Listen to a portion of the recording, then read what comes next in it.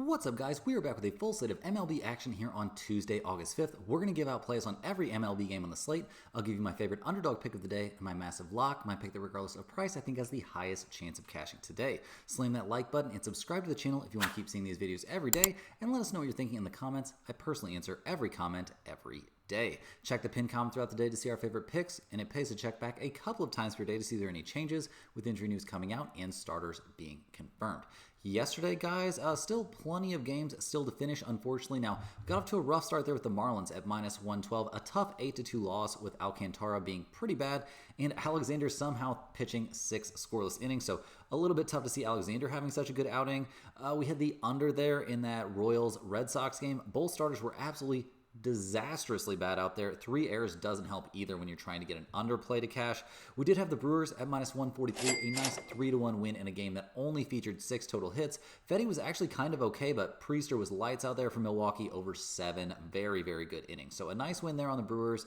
We still have the Padres Arizona under live at time of recording. Tampa Bay plus 110 is live as well. They are down 4-1 against the Angels. And we absolutely nailed our massive lock of the day. We had Toronto at minus 200, and they come through with what looking like it's going to be a 14-1 blowout win. Lauer was very solid over his 6 innings of work, apparently exercising some demons there against the Rockies, but it wasn't any history that I was too worried about personally. You know, at this exact point, and the Rockies, they were awful, as they normally are, and I feel dumb for not taking the Blue Jays at minus 2.5 or even greater. So definitely a nice win there. If we can come up with a couple wins here on these later games, we could have a nice day. So let's see if we can make that happen. But guys, we've got a ton of games, a full slate here to jump into on a very, very busy day across the major leagues.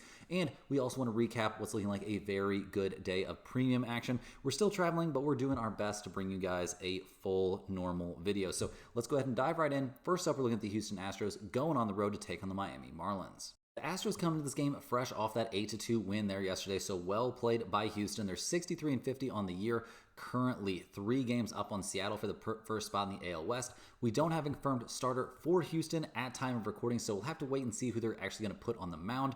When it comes to the bullpen, we're obviously not worried about Houston. That's all been great. And the offense coming off an 8-run game, that's pretty nice. That's been their best offensive game, in their last 4 games. They had a really bad series there at the plate in Fenway. So we'll see if they can keep things rolling here in Miami. The Marlins come into this game 55-56 on the season.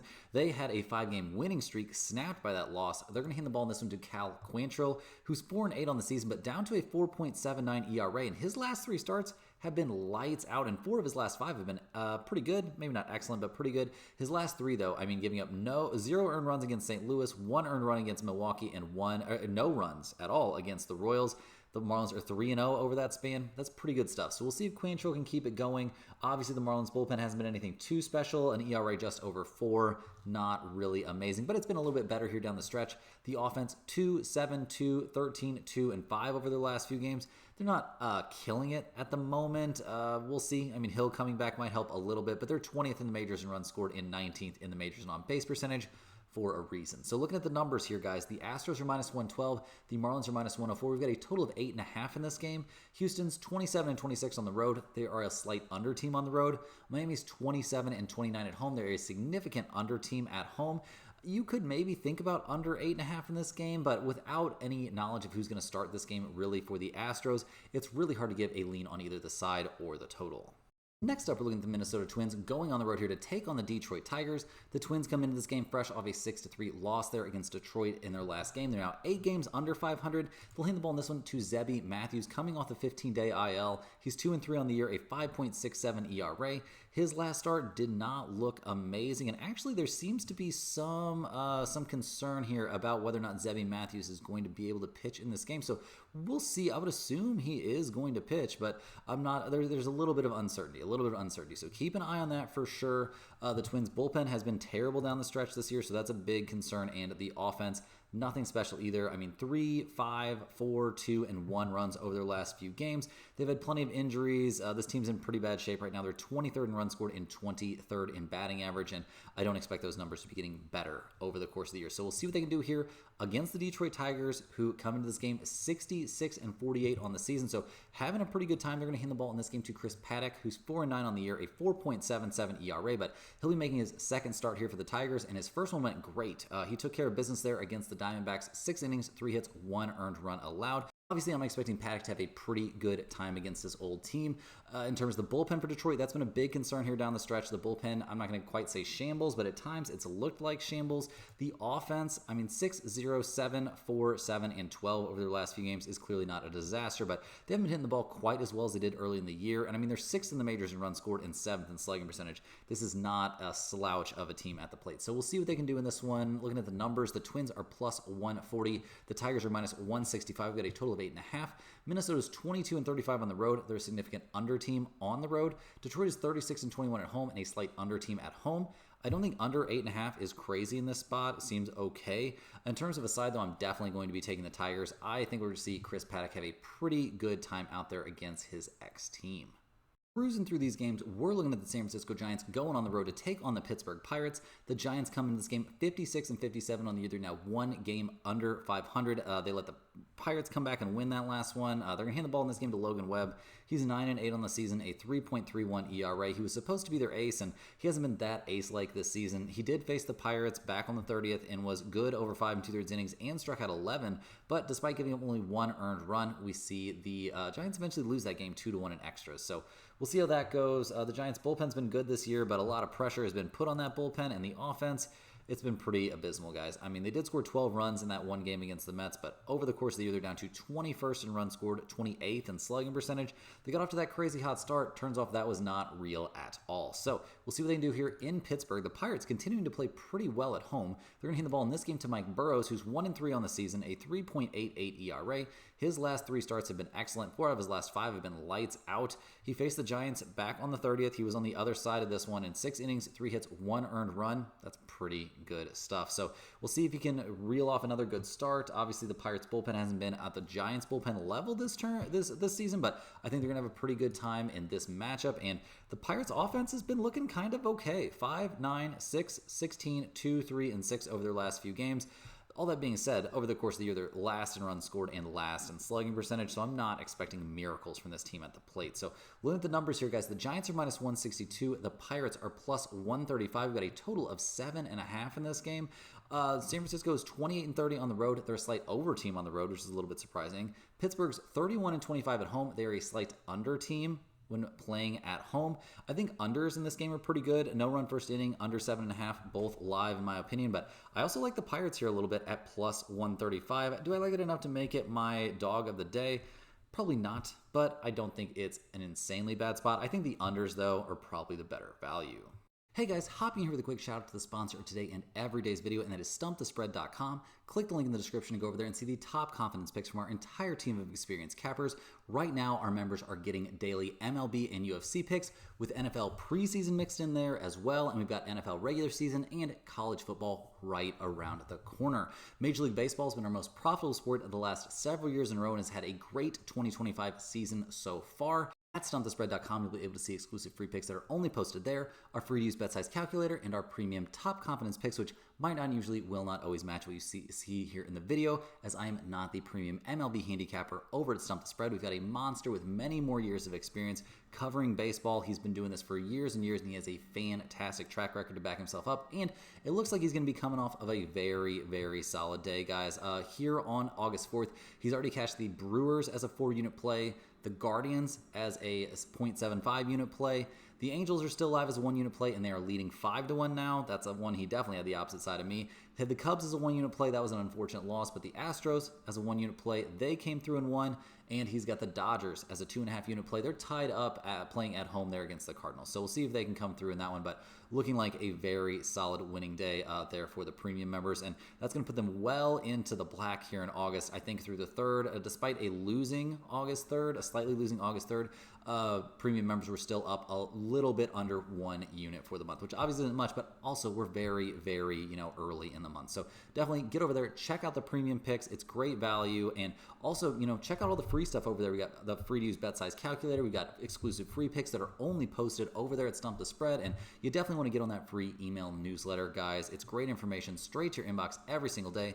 All they need is for you to go to stumpthespread.com, which you can do by clicking the link in the description or just visiting stumpthespread.com. But they just need your name and your email address to set up that free account, and you'll be getting one email straight to your inbox or your spam folder every day. Definitely check your spam folder if you're having problems there, but definitely, Great information in those emails every day. Free picks, free parlays, at least one free pick, sometimes two.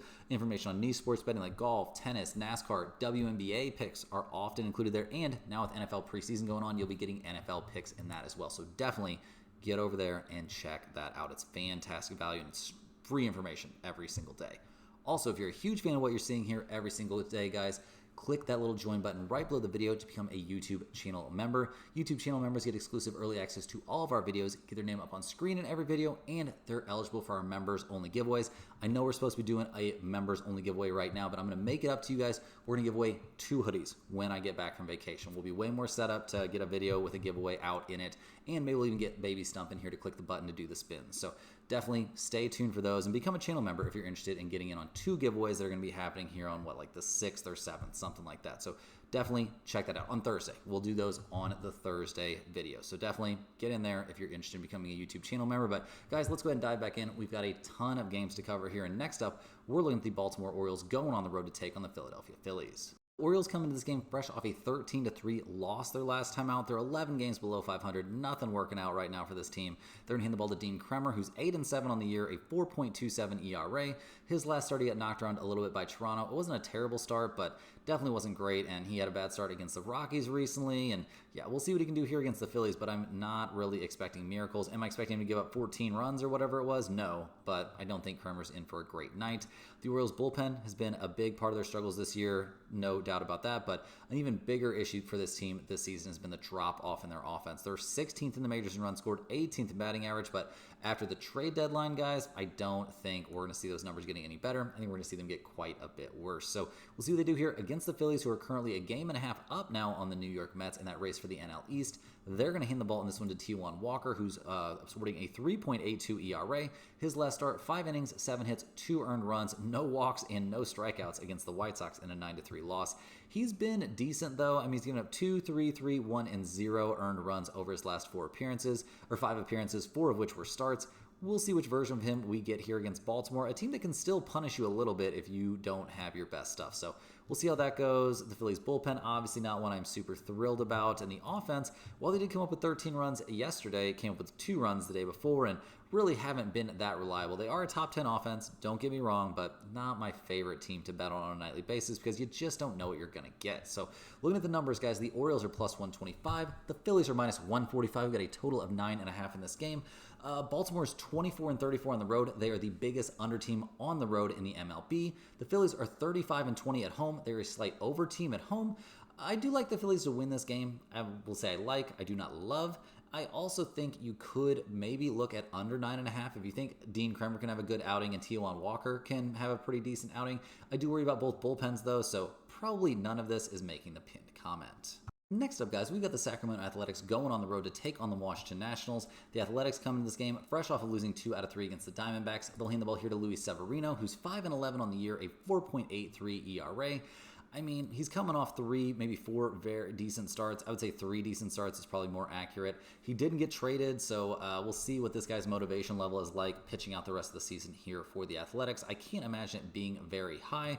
In terms of his history this year against the Nationals, he hasn't faced them, so we'll see how that goes, but I don't know. Luis Severino, not really somebody I trust at the moment. I'm never going to be really trusting the Athletics bullpen, but the offense has done some positive things this year. 4, 2, 5, 5, and 6 runs over their last few games, though it doesn't get me super jazzed up, and they have dealt with some injuries, so I'm a little bit worried right now about the Athletics. Now, the Nationals, on the other hand, I'm very worried about. They've lost 5 in a row. They're going to hand the ball in this game to Mackenzie Gore, who's 4-11 on the year, a 3.80 ERA. He got shelled by the Astros his last time out and has kind of been alternating terrible starts with good starts, so we'll see what happens in this one. Maybe he's in for a good outing. I wouldn't think that would be too crazy. We'll see what he can do here against the Athletics, a team that he has not faced yet this year. The Nationals bullpen is the worst bullpen by bullpen ERA in the entire major leagues, so that's always going to be a huge concern. And the offense, 3, 2, 9, 1, 4, and 2 over their last few games is nothing special. They are 22nd in the majors in on-base percentage and 23rd in slugging percentage. This is not a dangerous offense. So looking at the numbers, I'm a little bit surprised, guys. The Athletics are plus 120. The Nationals are minus 142. We've got a total of 8.5 in this one. The Athletics are 26-31 on the road, a slight over team on the road. Washington is 21-34 at home, so a pretty bad team at home. They're a slight over team at home. I'm not too interested in the total in this game, but I do think the Athletics are actually live here at plus 120. We'll see what Severino will actually do. Obviously, if you're going against the Nationals bullpen, you're never out of the game. So, yeah, I'm going to lean a little bit towards the Athletics, but these are not two teams that I'm super stoked to get involved with. Next up, guys, we've got the Cleveland Guardians going on the road to take on the New York Mets. Now, the Guardians at 57 and 55 on the year have actually been playing pretty well down the stretch, winning 5 of their last 6, including a crazy 7-6 win there at the Mets yesterday. They're going to hand the ball here to Logan Allen, who's 7-9 on the year, a 4.06 ERA. His last start, 7 innings, 8 hits, but only 2 earned runs allowed there against the Rockies in a 10-4 win. We'll see what he can do here against the Mets. Obviously, a little bit different than facing the Rockies, and he hasn't faced the Mets this year, so we'll see what Logan Allen can do. The Cleveland bullpen, obviously not nearly as good as last year, but pretty serviceable overall. And the offense, 7, 4, 5, 3, 5, and 10 over their last few games is fairly hot hitting for a team that's 26th in the majors this year in runs scored. So we'll see what they can do here against the Mets, who are having a rough time. They're now a game and a half back of the Phillies. They're going to hand the ball to Clay Holmes, who's 9-6 on the season, a 3.45 ERA.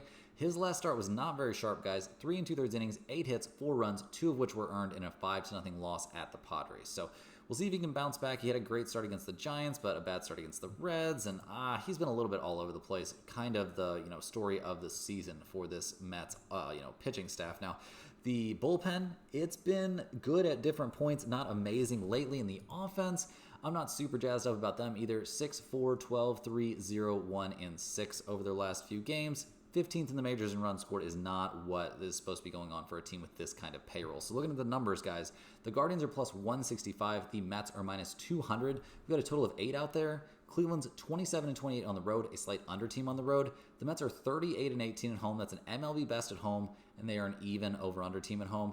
This is a bit of a tough spot, but I'm not really trusting the Mets enough right now to be 2-1 favorites against anyone. So give me the Guardians here at plus 165 as a small lean.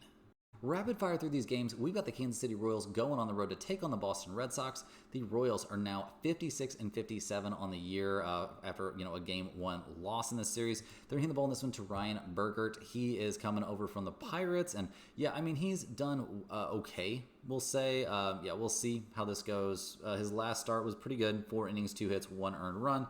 Start for that 4 2/3 innings, 3 hits, 2 earned runs. All of his outings were wins, so I guess that's something positive. We'll see what he can do for the Royals here. Going up against the Red Sox is a little bit of a different situation. Now, the Royals bullpen has been serviceable this year. I'm not going to say elite, but definitely better than average. The problem has been their offense, and while they tried to address some needs there at the plate, over the trade deadline, it's going to be interesting to see how much that can pay off. They're still 29th in the majors in runs scored.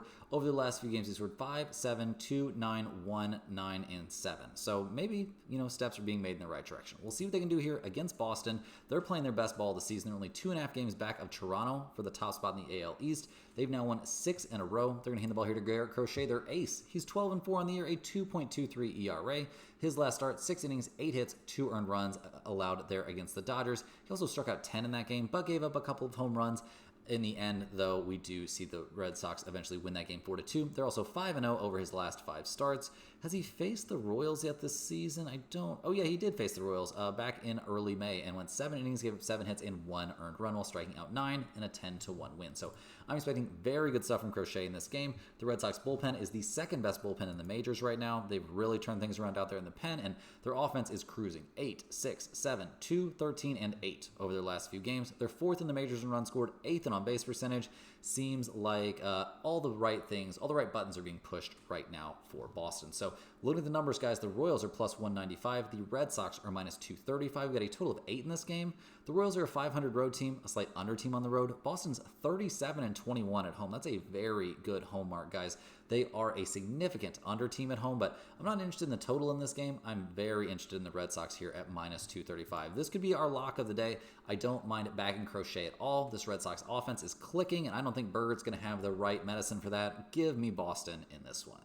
Next on the docket, we've got the Milwaukee Brewers going on the road to take on the Atlanta Braves. The Brewers are playing great right now. 68 and 44 on the season, a 3-game lead there over the Cubs in the NL Central. They've won, 7 of their last 8 games, and they'll hand the ball here to Freddie Peralta, who's 12 and 5 this season, a 3.08 ERA.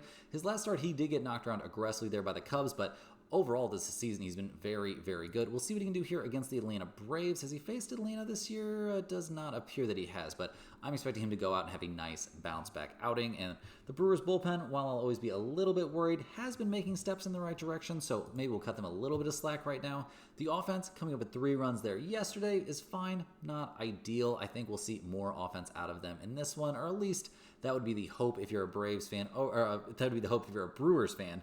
Of the season, they're 5th in the majors in runs scored and 2nd in batting average. This team is swinging the bats pretty well. So we'll see what they do here against Atlanta. They're, the Braves really playing out the end of a terrible season. They're 47-64 on the year.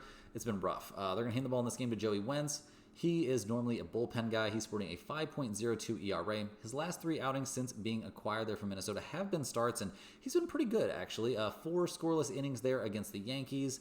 Got shelled by the Rangers, and then 6 2/3 scoreless innings his last time out there in Kansas City, but none of that was really enough. We'll see what he can do in this one. We'll see. The Atlanta bullpen hasn't been anything special. A 4.17 bullpen ERA is terrible, and the offense has been atrocious. 1, 4, 2, 12, 0, 6, and 10 over their last few games.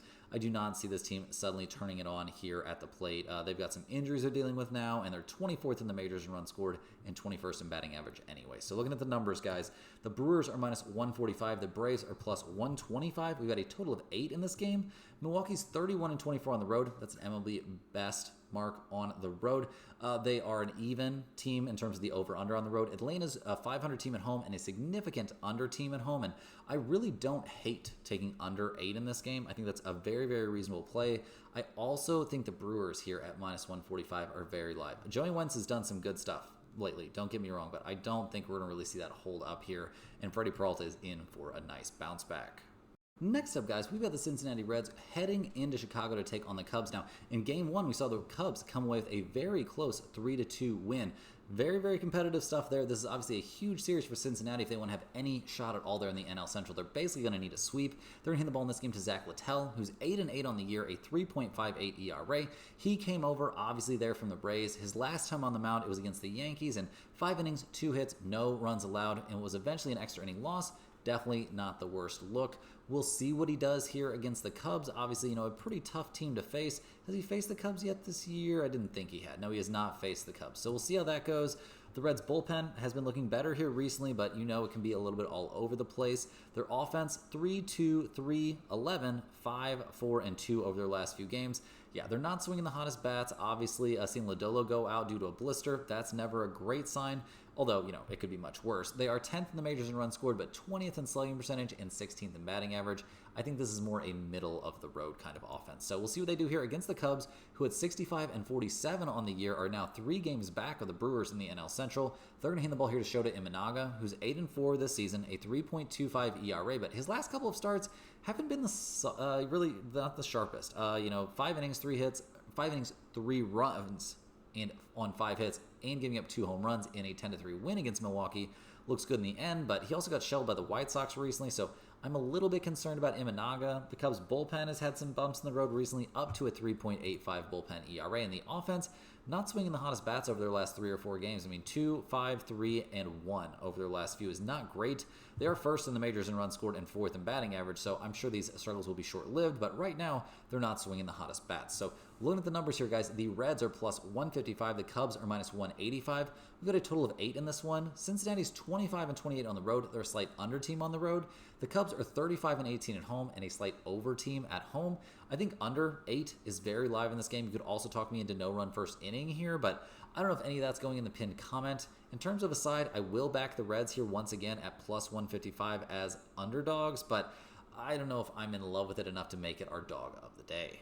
Rolling along here, guys, we're looking at the New York Yankees going on the road to take on the Texas Rangers. The Yankees just walked it off there on the Rangers just walked it off there on the Yankees yesterday. Pretty crazy stuff. The Yankees have now lost 4 straight games, and they'll hand the ball in this one to Will Warren, who's 6-5 on the year, a 4.64 ERA. His last couple starts have been good. A good start against the Phillies and a good start against Tampa Bay. We'll see what he can do here against the Rangers. Obviously not the hardest hitting team out there, but maybe not the softest. He did dominate them back in late May, though. So we'll see if Will Warren can, thrive on some positive history there. The bullpen for the Yankees is a huge problem right now. It has not been great. Another bad night there yesterday. And the offense, 5-3-0 and 12 over their last few games. I mean, they obviously missed Judge, but, we'll see when that comes back, see if that really does happen here on Tuesday. Apparently, it's very, very possible, so we'll have to wait and see. Now, looking at their opponent for this game, the Rangers are 59-55 on the year, only 4.5 games back of Houston in the AL West. They haven't been playing their best ball here recently either. Now, they're going to hand the ball in this game to Nathan Eovaldi, who's 9-3 on the year, a 1.49 ERA.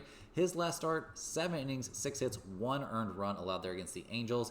The Rangers are 5-0 over his last 5 starts. Very, very good stuff there. Obviously, he faced the Yankees back in late May, went 6 innings, gave up 5 hits, and 1 earned run, and it was eventually a 1-0 loss there for the Rangers. So we'll see what Eovaldi can do here. I'm expecting him to be excellent in this game. In terms of the bullpen, the Rangers have one of the best bullpens in the majors, so that's not a problem. Their offense is often a concern, but they've tried to improve that, and it may have succeeded. I mean, 8-4, 6-3, 0, and 6 over their last few. I mean, it's not great, don't get me wrong. They are still 21st in the majors in runs scored, but this team is definitely capable of being a decent but not great offensive team. So looking at the numbers, guys, the Yankees are plus 115. The Rangers are minus 135. We got a total of 8 in this game. The Yankees are 26-30 on the road. They're a slight over team on the road. The Rangers are 34-20 at home, and they are the biggest under team in the MLB when playing at home. Once again, I think under 8 is not a terrible play on this game, but better than that, I like the Rangers here at minus 135 at home. Eovaldi's going to go out there and dominate. The Rangers have by far the better bullpen as well. I think those two factors combine to make them a great choice to win this game.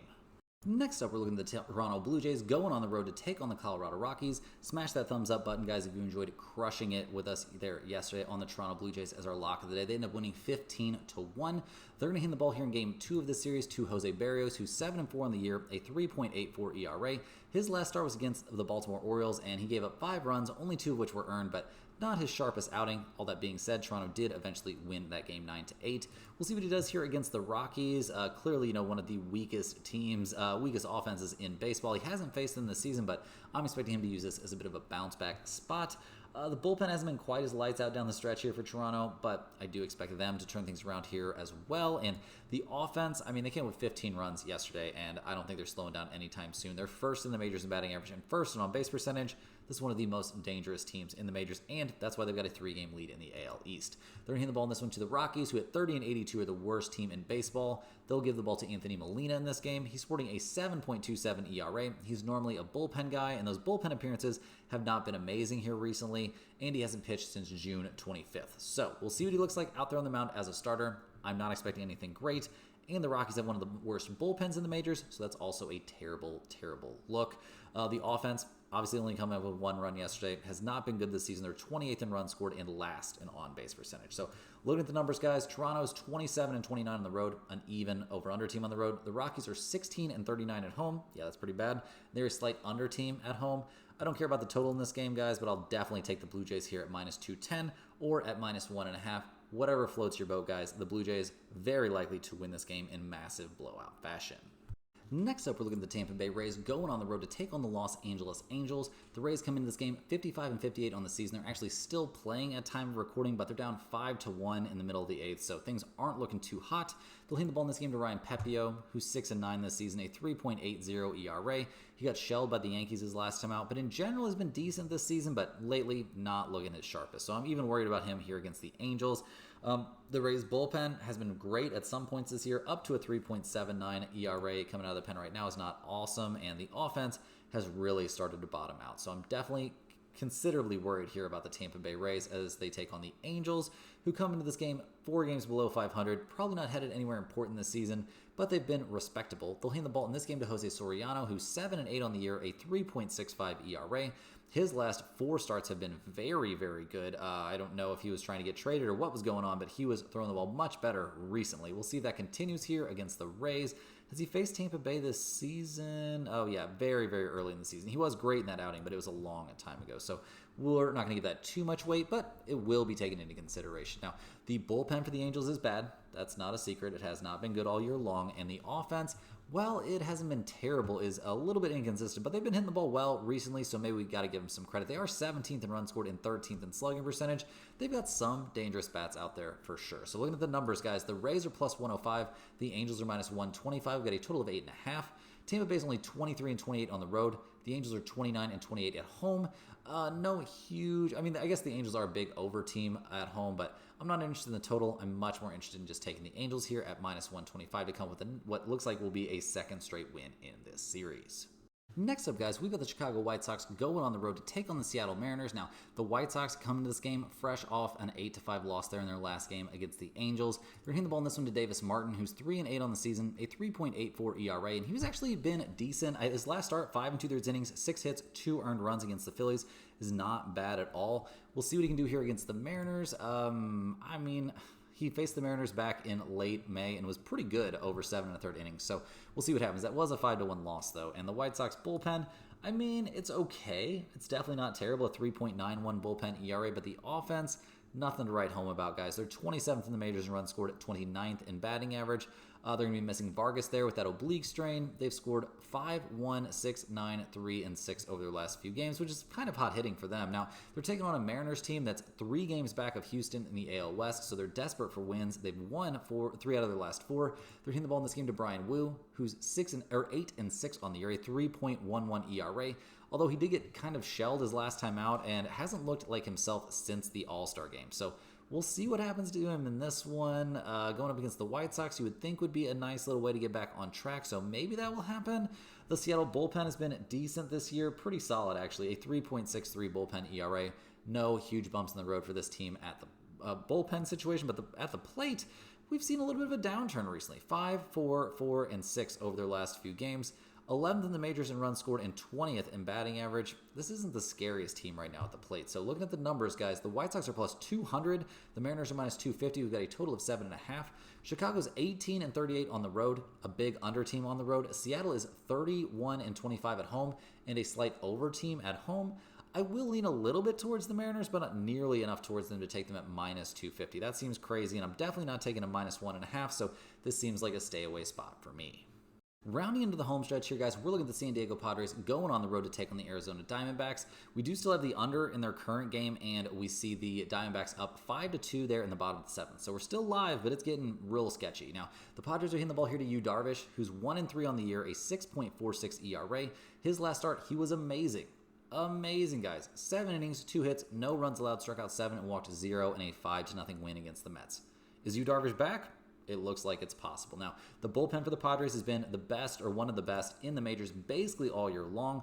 We'll see if they can keep that rolling. And the offense is working out, guys. I mean, they do only have 2 runs in their current game, but 7, 5, 4, 5, and 7 over their last few is definitely better than the season average for a team that's 24th in the majors in runs scored and 25th in slugging percentage. So we'll see what they can do here against the gutted Diamondbacks, who are 53 and 59 on the year. They're going to hand the ball here to Ryan Nelson, who's sporting a 3.20 ERA. He's coming off a bit of a weird start there against the Tigers. I mean, 5 1/3 innings, 6 hits, 4 runs, but only 1 of which was earned.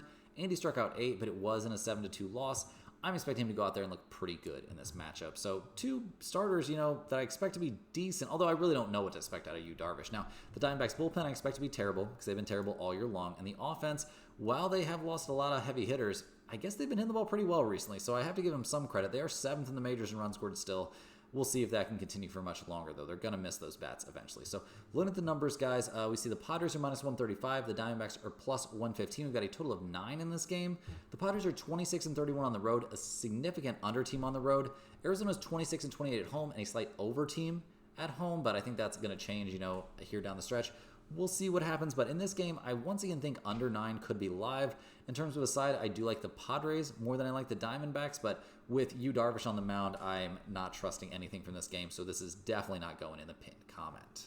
Last but not least here, guys, we've got the St. Louis Cardinals going on the road to take on the Dodgers. Now, the Cardinals at 56 and 57 on the year are battling to even stay remotely in the hunt. They're going to hand the ball in this game to Miles Mikolas, who's 6 and 8 on the year, a 4.83 ERA.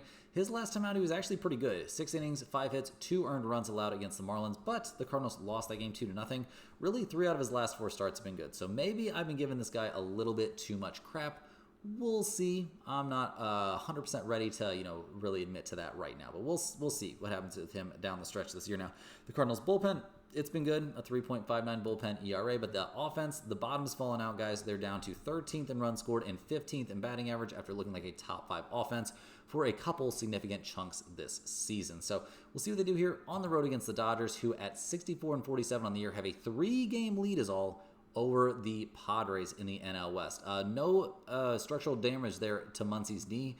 That's great. Looks like a brief rehab start. Edman going to the IL. That's not great. But yeah, this team going to have to play well down the stretch to hold off the Padres. They're handing the ball in this game to Emmett Sheehan, who's 2-2 on the year, a 3.60 ERA. His last time on the mound was a long bullpen appearance where he went 3 2/3 innings, gave up 1 hit and 3 runs. Against the Reds. They were unearned runs, so I guess kind of not his fault, but yeah, not the best stuff. He's looked decent, but I would say not great. The Dodgers bullpen's obviously been a problem this season. We'll see if that can round into form here after the trade deadline. And the offense, I mean, they've only scored 1 run in their current game, just for the record. 1, 3, 0, 5, and 2 over their last few. They're not looking like the highest scoring team in the majors, and they're not anymore. They're down to third. So we'll see if that works out here, guys. The Cardinals are plus 155. The Dodgers are minus 190. We've got a total of 9 out there. The Cardinals are 24-33 on the road and a slight over team on the road. The Dodgers are 35-21 at home and a significant over team at home. This is a little bit of a tough spot, guys. I'm not showing tons of value. I want to fade Michaelis here, but he's been throwing the ball well, so I will lean slightly towards the Dodgers, but at almost 2-1 favorites, this is definitely not a pinned comment play. That's all the games we have for today, everybody. Please hit that like button for good luck on all of your bets. Subscribe to the channel if you're new around here. Let me know in the comments any questions you have on today's slate. I appreciate all of you watching. Make sure you're getting over to StumpTheSpread.com by clicking that link in the description. Check out the premium content over there. Very good stuff happening, and there's at least 2 or 3 NFL preseason picks posted over there, and those games are going to be coming up pretty soon. Just check out everything over there at Stump The Spread. Get on that free email newsletter for sure as well. And guys, we'll see you right back here tomorrow, same time, same place, for more sports betting action.